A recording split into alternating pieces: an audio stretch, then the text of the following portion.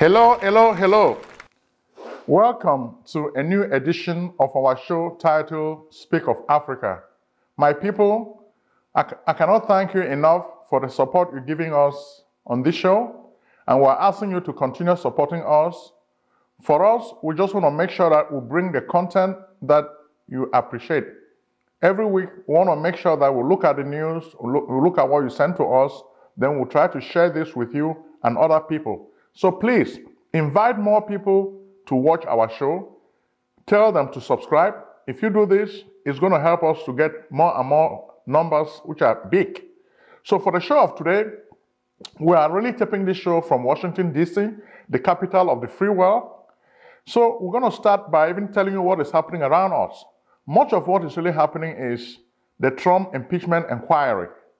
President Donald J. Trump is suspected to have broken some laws, and the American people want him to be impeached. So this is really what is really going on now.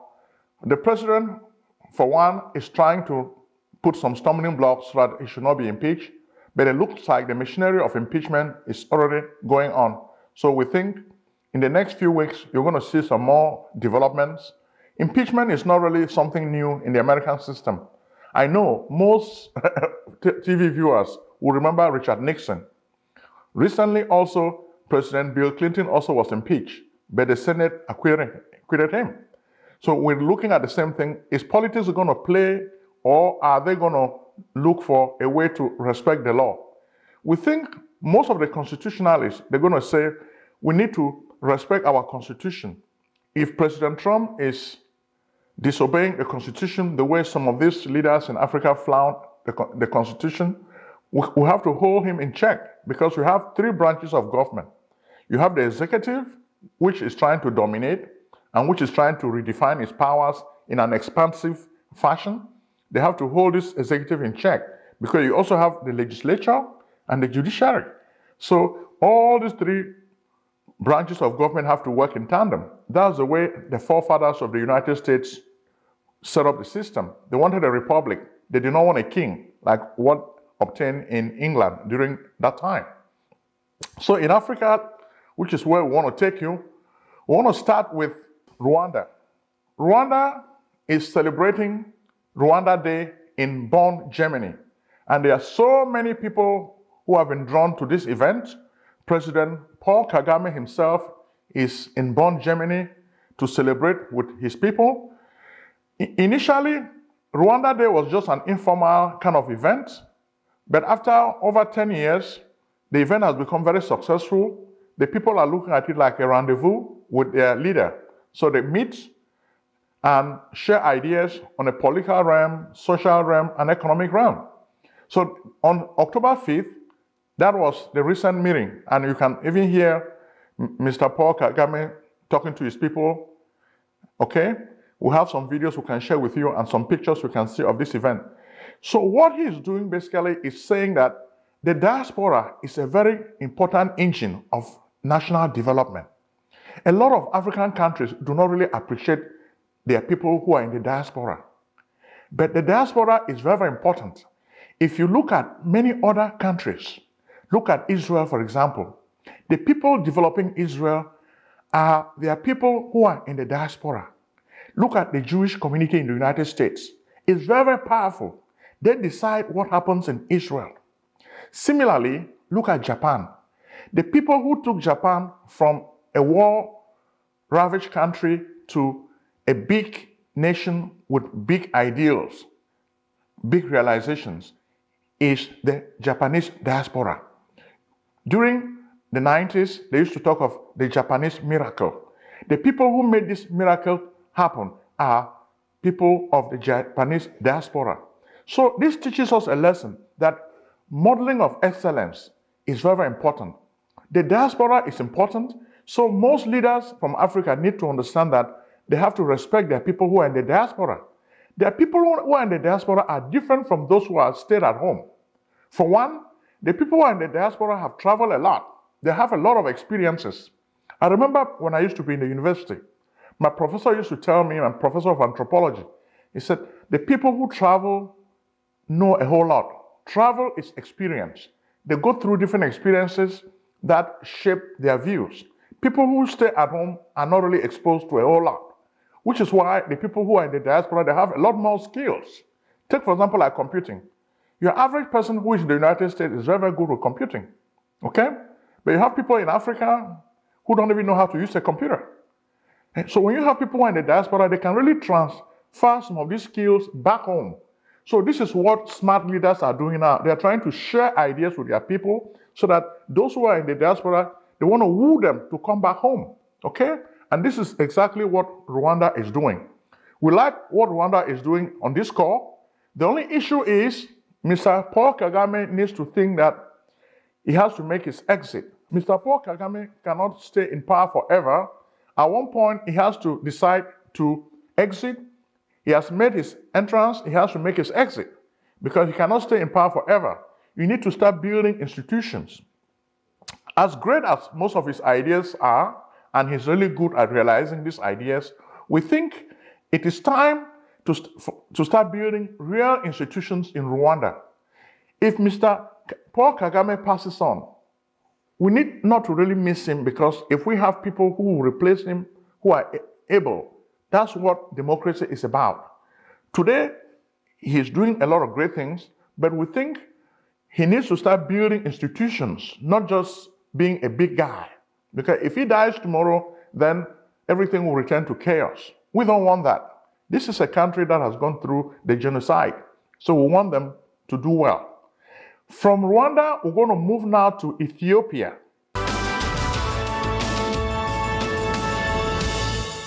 Life insurance money secrets of millionaires and billionaires exposed. Discover how America's rich and famous exploit these arcane tools to build fabulous wealth. Why should these big white guys have all the fun? Let Prince Ojong, the celebrity author of The Miraculous Millionaire, show you the little understood life insurance way to riches. Are you still doubting the good things that life insurance can do for you? Trust strategies, estate planning, 401k rollover, annuity contract, cash value, education funding, executive benefits, income protection, life protection, living benefits, mortgage protection, tax-free retirement? Think and grow rich with life insurance. Your amazing journey to wealth begins by calling Prince Ojong at 240-350-1131.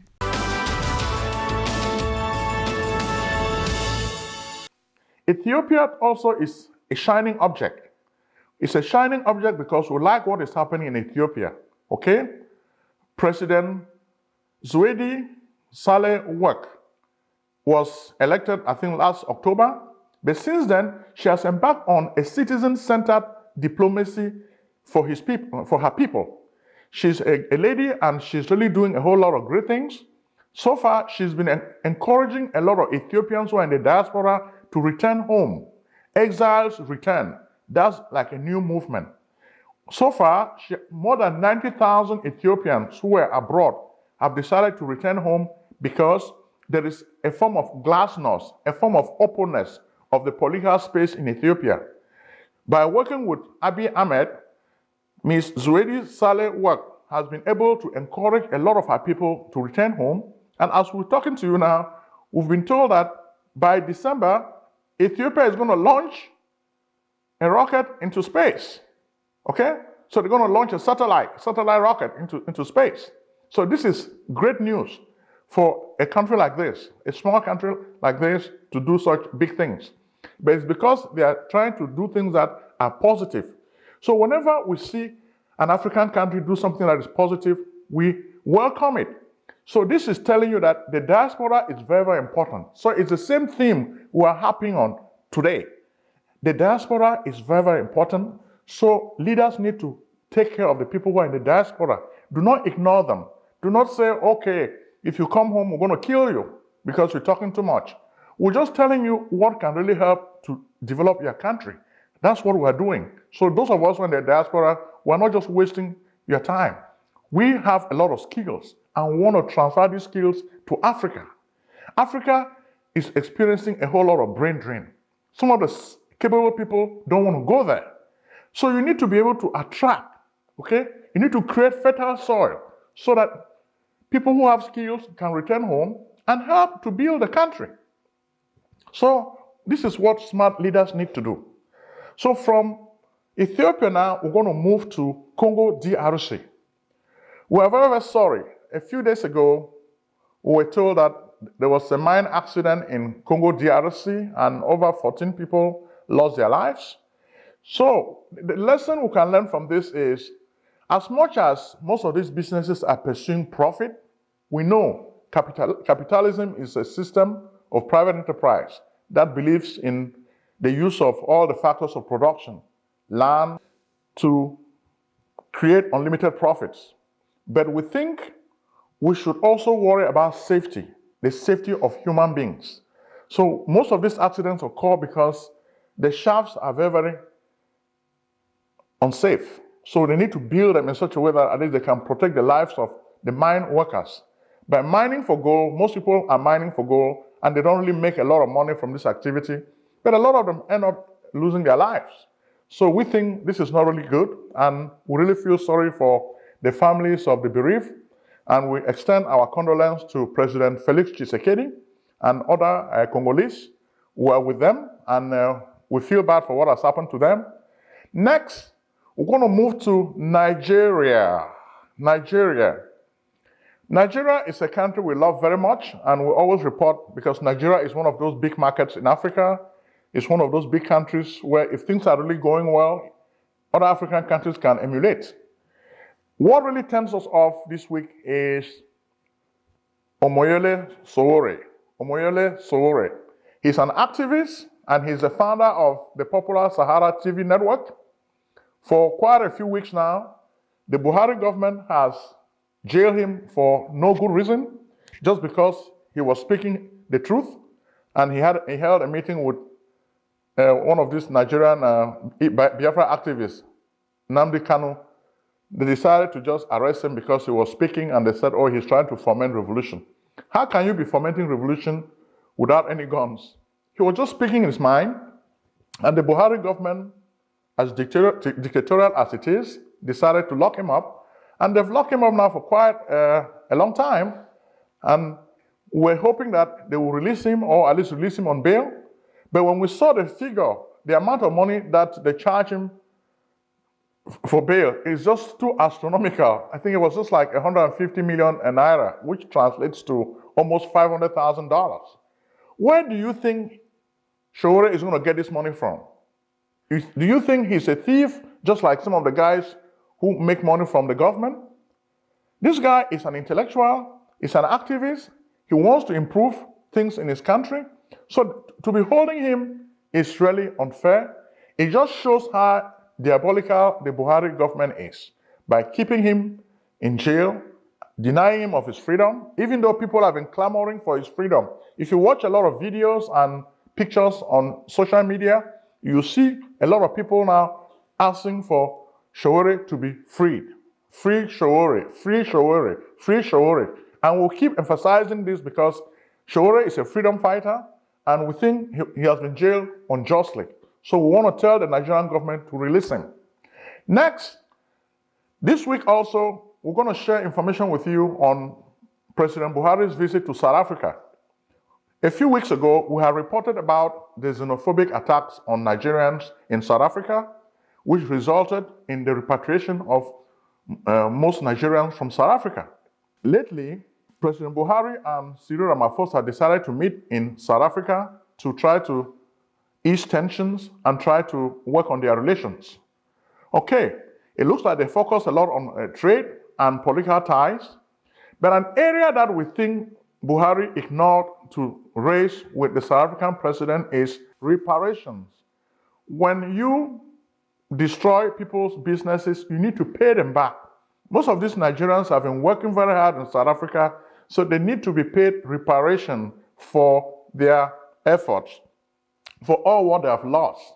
It's interesting that when we listen to the developments between Buhari and Ramaphosa, political ties and trade ties dominated, but we didn't hear anything about reparations for the people who lost their property in South Africa. Those Nigerians need to be compensated. So we want to hear Mr. Buhari harp on this subject, the subject of reparations. In addition to reparations, we need to hear that Mr. Cyril Ramaphosa is taking steps to correct what went wrong. What went wrong is the fact that South Africans are disaffected. A lot of the youth are disaffected.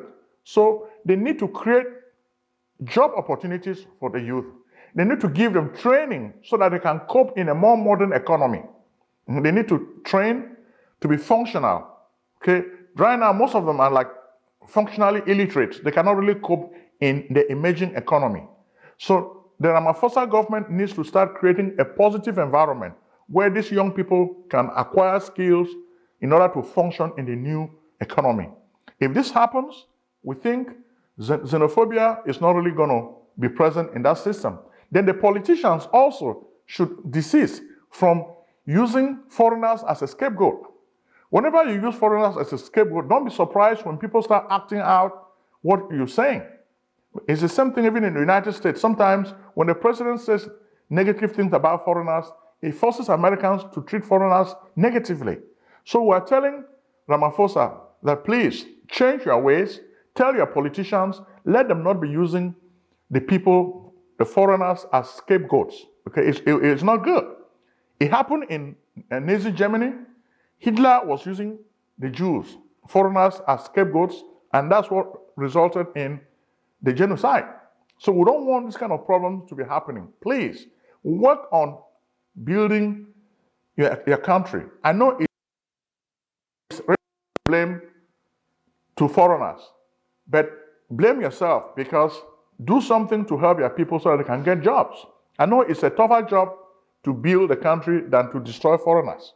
So please focus on your people, help them get better jobs, then pay reparations to Nigerians for the properties they've lost. I think that will really help to ease tensions on a social level. Just the fact that Mr. Buhari and Ramaphosa are discussing trade and political ties, that's inadequate. We need to look at social issues. These people need to be compensated. Reparations, reparations, reparations.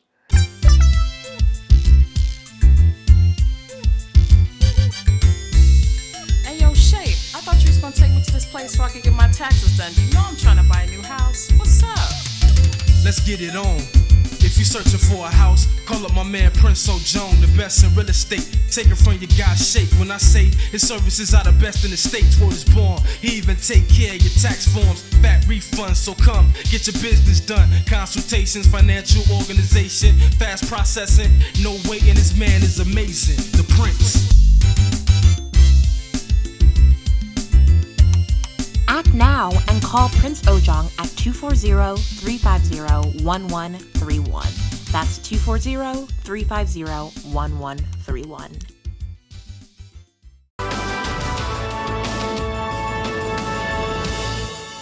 And next, we're going to move now to Cameroon. I know we've always covered Cameroon on this show.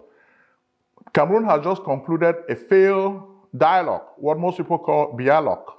And when we look at this, it's just like the government just wasted a lot of money on this, and nothing really came out of it, because you could even see a lot of videos showing people who were really angry, making noise, and the government did not want them to speak.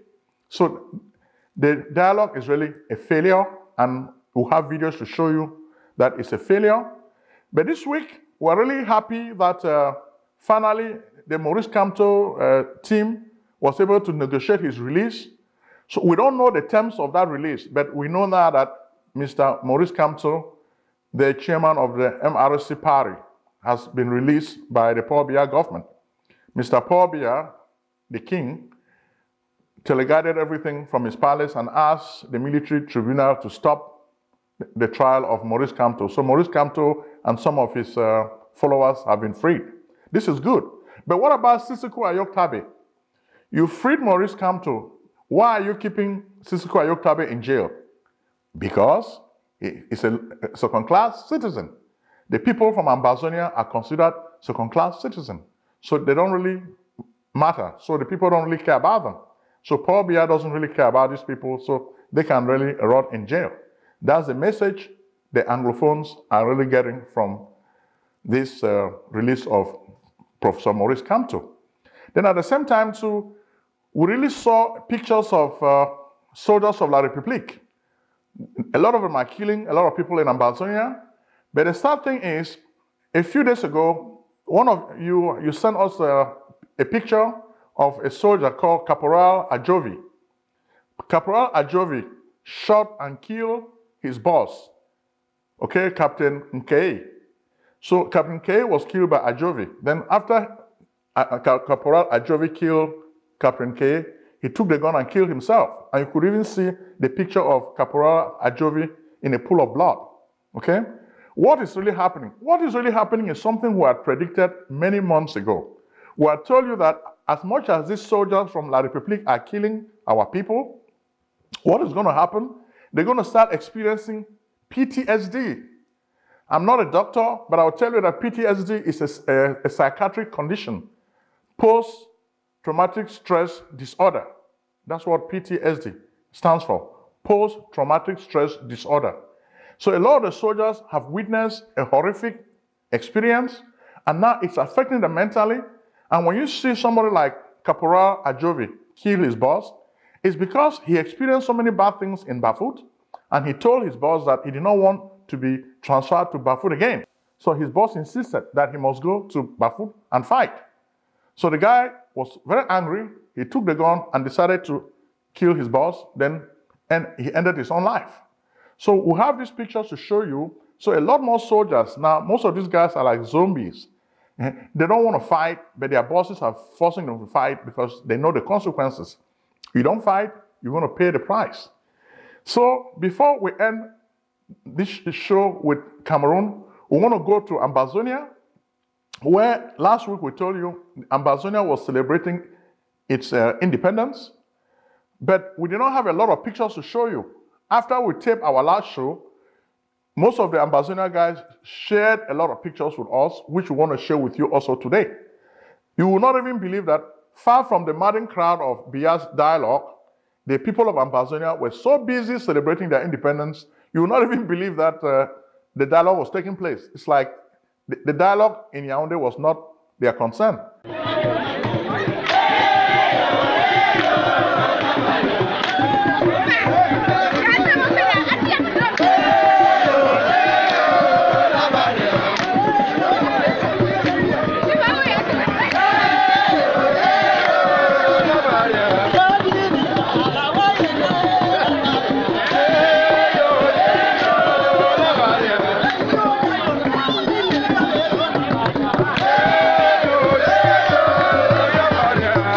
They were just preoccupied with their own independence, and they celebrated independence in style. We're going to start. The first video we're going to share with you is the video of Field Marshal, the Field Marshal of Lebialem, the King of Lebialem. For so many months, it was reported that Field Marshal had been killed, but the guy kept sending audio tapes. People said, "Oh no, he's sending audio tapes. Those audio tapes are fake. He's dead." Even these fake My Country people, a fake Biya operation, was saying that Field Marshal was dead. He received so many gunshot wounds and died in the forest. Interestingly, on this day, October 1st, Field Marshal emerged in public with his people. He was dancing. This guy knows tradition, so he was really enjoying himself, and you could see the soldiers everywhere with Field Marshal. They were well protected, and the people were well protected. The people were very, very happy. And you could see even some of the funds in that part of the world, in Alo and Azi, you could see a lot of these guys were really dancing with Field Marshal. And we understand that when these pictures and videos were sent to Mr. Paul Biya, he was very, very disappointed.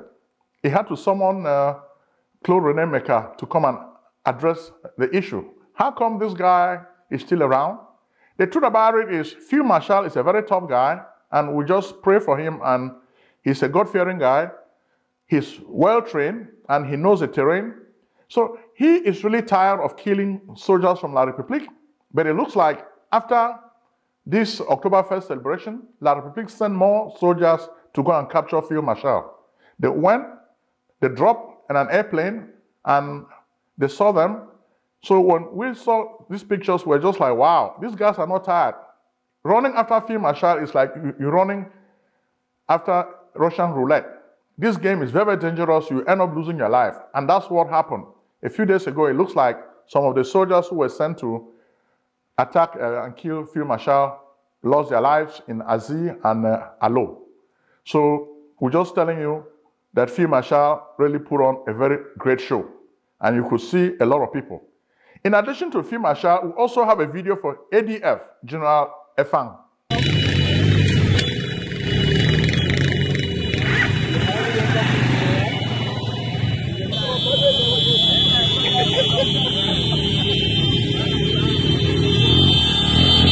The ADF. He also put on a very, very good show on October 1st. You can see the video. General Defan came with his motorcycle. He was carried on a motorcycle and he came and the people were there celebrating. You would not even believe that these people were part of a country called La République du Cameroon. So they were not even thinking about La République du Cameroon. They were just thinking about their new country, Ambazonia. Okay? So you could see General Defan and his people. Then in addition to General Defan, you also have General Arake of Boyo. He was so well dressed. The guy looked so good. I mean, you'll not even believe this guy is a soldier. He looked clean, good. He sat at the podium and his people were marching. I saw the students marching and singing the Ambazonia anthem.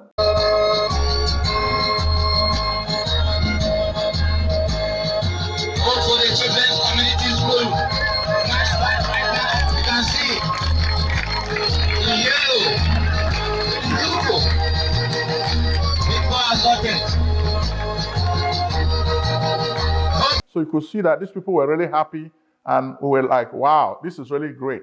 Then, of course, you also have pictures of Lebialem women dancing. You have the video. These are the women of the Lebialem County, which consist 3 condoms, Leban, the Mundanis, and the Allah on the great occasion on this occasion. And you can see the women are led by Voka, the font of the king. Yes, you can see the women are led by the person called Voka, who is the chief of the king.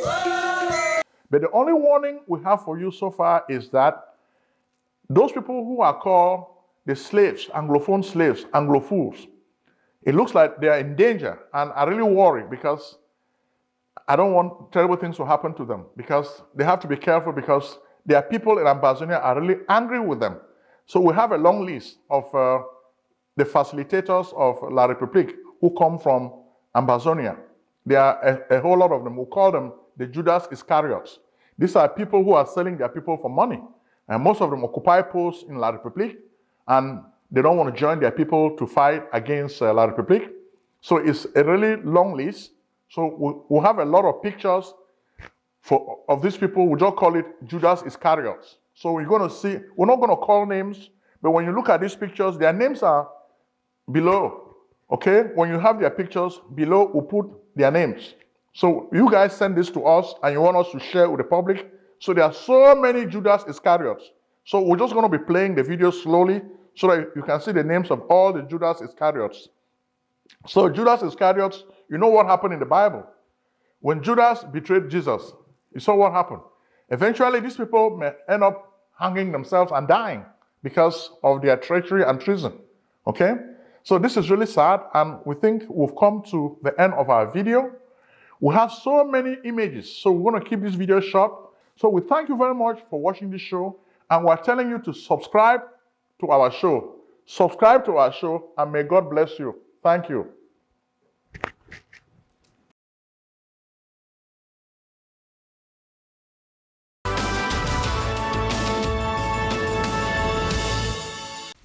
Selling a service or a product? Need buyers? Use the African Nation TV as a channel to reach many viewers. Act now and call Prince Ojong at 240-350-1131. That's 240-350-1131. Act today.